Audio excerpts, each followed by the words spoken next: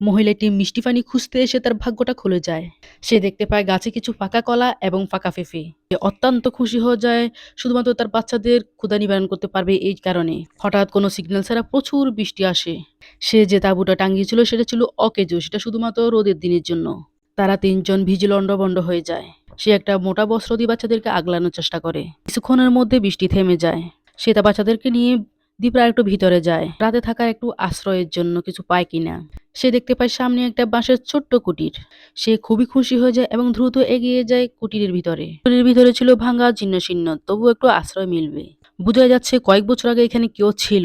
যাই হোক, তারপর একটু আশ্রয় হলো। তারপর সে ছোট মেয়েটিকে ঘুম পাড়িয়ে সে যায় মাছ ধরতে। তারপর সে কিছু মাছ ধরতে সক্ষম হয় এবং রাত্রের খাবারটা শেষ করে। তাদের দিনগুলো বর্তমানে মোটামুটি ভালোই যাচ্ছে, আর বাচ্চারা খুব সুন্দর করে খেলতেছে দ্বীপের মধ্যে। তারপর এদের সাথে কি হয়েছিল পরবর্তী পার্ট দেখতে হলে ভিডিওতে লাইক দিয়ে চ্যানেলটি সাবস্ক্রাইব করে দাও।